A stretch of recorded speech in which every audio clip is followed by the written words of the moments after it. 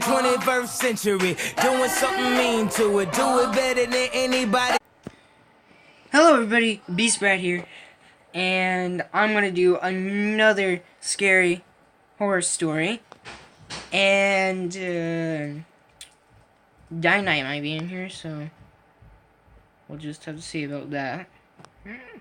But there's his jerseys in the background, but mine is still not up. I'm angry.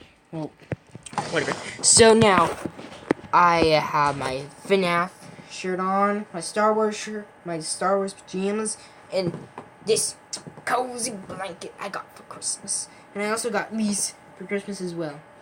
And I'm not even a Star Wars fan, so well, all I have to do is sit back and relax, and hopefully you guys will like me getting scared. But make sure to watch this in the morning, because last time I did it, I said I was going to use a nightlight. Seriously. Alright. I don't know why I did this in the dark again. This is going to suck. And also, if you guys didn't know, I downloaded this video. So, wait. So, a moment. I almost forgot about that. If you guys like this video, please leave a like down below. And make sure, if you're all new to this channel, please go subscribe. And click that little bell so you don't have to so that you don't miss another video again. And if you're new, check out all the new videos. Check out the videos, the past videos I have done. One was Z-Man, and I'm pretty sure the rest was, wait, no, I did it with Princess Ellie. No, it was Justice and Dynamite, my brother. So let's get this started. So, the YouTuber that does the scary stories, his name is Mr. Nightmare, and please, if you are not subscribed to him, please go subscribe to him, because he makes this pretty sick horror stories. So, let's get into it, and let's get scared. I'm pretty scared of myself. If you guys didn't know I downloaded this video, give me a sec, guys. I have to do something. Hold on, give me. Alright, guys, I just need to get my cup of tea. And I also got this one for Christmas Eve by my grandma. Wait, no, my aunt. And his and uncle, well, no. You know what I mean, guys. My aunt married and he's not. I think she did. I don't know. He's pretty cool. Alright, so let's get started again. And also the Silly Rams. Dana said he wasn't going to be in the video, so he's himself. When me and my troublemaking friends were 13 years old, one of the many rowdy and mischievous things we would do would be Saturday night ding-dong ditch sessions. 10 years ago, we all lived on the same block in a typical suburban neighborhood. At the time, there were a lot less houses and more woods, though. I'm going to make up names for my friends for the case of this story. There was Mark, James, and Matt. Either Mark or James were usually the ones to go up to the houses and ring the bells. Matt and I, on the other hand, would usually find hiding spots right away. We hit about 5 or 6 houses. I remember all of the men who answered the doors gave pretty much the same reactions. They'd step out onto the stoop, one or two would yell something, and then they'd walk back inside. For a couple of houses, we'd ring the bell again for a better reaction. One guy yelled he was calling the cops the second time, so when he shut his door, we all booked it down the street and went to the next block over. As I mentioned, 10 years ago in this neighborhood, there were patches of wood sitting where houses sit today. On the next block over, there were a few patches of wood surrounding some of the houses, and the houses on this block seemed to be more unkempt. The first house on the block was across the street from a patch of woods, which made for a perfect hiding spot.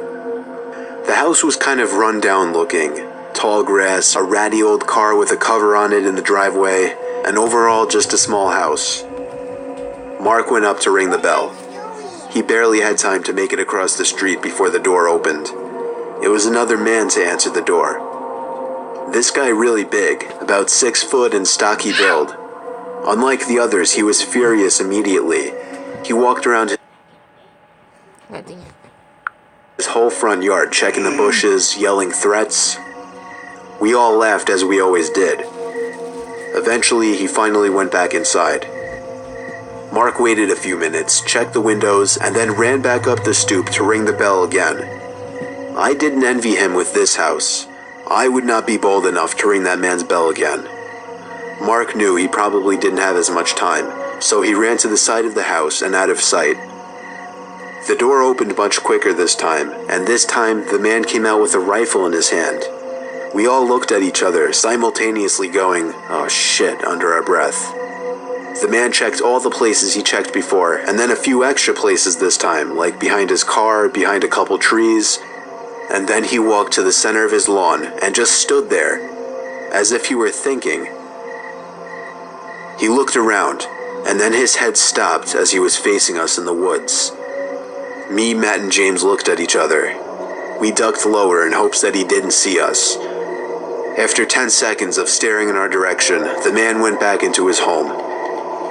And then, we saw him appear at his front window, standing still like a statue, looking in our direction in the woods once again. We saw Mark creeping back over to the man's front door, but there was nothing we could do. We were too afraid to move or yell anything. Mark rang the bell once again and ran for it. The man didn't move though, at least not for another minute. Then he turned and walked away from the window. We didn't see Mark again, but we were still too nervous to move or say anything. The next thing I remember, we heard Mark's voice from across the street yelling, "Run." We didn't understand until we heard someone running up from behind us, realizing upon turning our heads that it was the man from across the street with his rifle in hand, pointed at us. We ran like little prey from a predator to Mark, who was waiting for us across the street. We ran for blocks until we were sure we lost him. Mark explained that he yelled when he saw the man sneaking across the street into the patch of woods with his gun. We didn't report him or any of what happened. We just told a few friends and that was it. Luckily the house was many blocks from us, so we never really had to pass it again.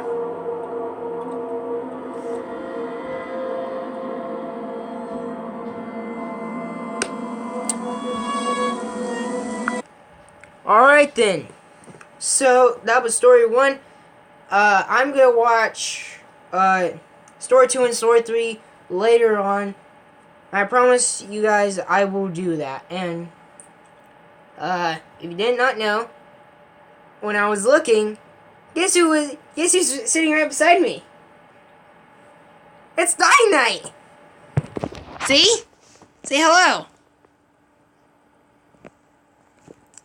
Okay, that's his way to say hello. So, guys, if you have enjoyed this, please leave a like down below. And if you're all new to this channel, please go subscribe and hit the little bell. And so that you don't get so you can get notified and you don't have to miss another video again. Is that right, Dynamite? He's just over there eating him. Well, from me, Dynamite, and the rest of the Mystic Four, it's a see you later, guys.